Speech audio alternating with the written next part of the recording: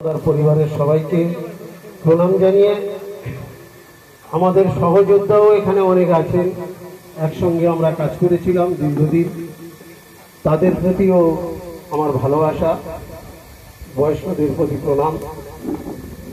আজকে আমরা তপনদার জন্মস্থান অর্থাৎ এই পৃথিবীর বুকে যে মহাপুরুষ হিসাবে উনি এসেছিলেন, তখন আমরা হয়তো কেউ জানতাম না বা এই গ্রামের মানুষও জানতো না যে তপনদা একদিন এইরকম প্রতিভাবন্ন হবেন। কিন্তু মহাপুরুষরা পৃথিবীর বুকে আবির্ভাব হন কোনো না কোনো কিছু নিয়ে। সেই হিসাবে যারা ওনাদের সঙ্গে ছিলেন বাল্য সময়, ওনারা অনেক কিছু বলতে পারবেন তপনদার ঘটনা নিয়ে। কিন্তু গুরুদেব কেমন হয়, আপনারা বিবেকানন্দ এবং রামকৃষ্ণ পরমহংসকে দেখেছেন। পরমহংসদেব নামকরণ হয়েছেন কেন? যেমন একটা হাঁস জল থেকে দুধকে তুলে নিতে পারে, সেই জন্য হাঁসের সঙ্গে পরমহংসদেবের তুলনা করা হয়েছিল। ঠিক সেই রকম আমি জেলে ছিলাম 2008 সালে, জেলের আমদানি ফাইলে রাইটার ইনচার্জ ছিলাম। সেখান থেকে গঙ্গাসাগরে যখন দাঙ্গা শুরু হয়, তখন তাদেরকে পুড়িয়ে মারার চেষ্টা করা হয়। সেই সময় ওখানকার গন্ডগোলে উনি একদিন রাতে, যেহেতু কাকদ্বীপ থানা থেকে ধরা পড়েছে ডায়মন্ডহারবার কোর্ট, আসামি যায় অনেক রাত হয়ে যায়, 8টার দিকে আসামি ঢোকেন। সেই হিসাবে তপনদা এবং আরো কিছু সহযোদ্ধারা যান। ওখান থেকেই আমার সঙ্গে পরিচয় হয়। আমি তখন আমদানি ফাইলে রাইটার ছিলাম। তারপরে রাইটারের আচরণ যেমন, ঠিক তেমন অনুপাত আমি জিজ্ঞাসা করি কি কেস, কিভাবে এসেছে, কি ঘটনা। তার আগে আমি সোশ্যাল ওয়ার্কের সঙ্গে যুক্ত ছিলাম এবং ক্লাস 6-এ যখন পড়তাম তখন আমি সিপিএম এর হকার ইউনিয়নের সম্পাদক ছিলাম এবং হকারি কার্ড দিতাম। কিন্তু ওদের দুর্নীতির জন্য আমি পরবর্তীতে পদত্যাগ করেছিলাম। সেই তখনও আমার ভোটার হয়নি, পদত্যাগ করি। পরবর্তীতে তপনদার সঙ্গে ওখানে পরিচয় হয়। তারপরে এসে তপনদার জামিন হয়ে যায় আমার আগে, পরে আমার জামিন হয়।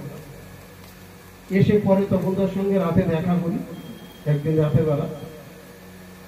সেখান থেকেই আমার হিন্দুত্বের মূল হাতে করি। তারপরে নতুন করে জীবন শুরু, সেই হিসাবে হিন্দুত্বের কাজ আজও করে যাচ্ছি। যাই হোক, আজকের তপনদা শুধু আমার আদর্শ নয়, গোটা ভারতবর্ষে এবং ভারতবর্ষের বাইরে ইসরায়েলে উনি গেছেন, আমেরিকাতে গেছেন এবং লন্ডনের পার্লামেন্টে হিন্দুত্ব নিয়ে বক্তব্য দিয়েছেন অরাজনৈতিকভাবে, এবং বাংলাদেশেও আত্মগোপন করেছিলেন। কিছু সহযোদ্ধা যখন তুলে নিয়ে চলে গেছিল তাদের উদ্ধারের কাজের জন্য, আপনারা জানেন অনেকে। সেই হিসাবে তপনদা একটা দ্বিতীয় বিবেকানন্দের মতন আদর্শ হিন্দুদের কাছে। আজকের পশ্চিমবঙ্গের যে হিন্দুত্বের জোয়ার আপনারা লক্ষ্য করছেন, সর্বপ্রথম হিন্দুত্বকে শিখতে গেলে যেটা দরকার, যে কোরআনটা হিন্দুদের পড়া উচিত, এটা শিখিয়েছে গোটা ভারতবর্ষের কেউ যদি শিখিয়ে থাকে সেটা হচ্ছে তপনদা। উনি বলতেন গীতা আর পড়তে হবে না, হিন্দুরা গীতা বাড়িতে অনেকদিন পড়েছে কি পড়েনি, ঠাকুর ঘরে রেখে দিতেন আর মারা গেলে বুকে চাপিয়ে দেয়। তাই গীতাটা রাখুন, কোরআনটা পড়ুন। যদি না প্রতিবেশী সম্বন্ধে জানো, প্রতিবেশীকে যদি না চেনো, তার গ্রন্থকে যদি না জানো, তাহলে তার সঙ্গে সহবাস কি করে করবে, তার সঙ্গে কি করে পাশাপাশি বাস করবে। সেই জন্য কোরআনটা পড়া শিখিয়েছে তপনদা। আর আমরা সেই কোরআনটা পড়ে আজকের বুঝতে পেরেছি যে কারা মানবতার শত্রু আর কারা মানবতার পক্ষে।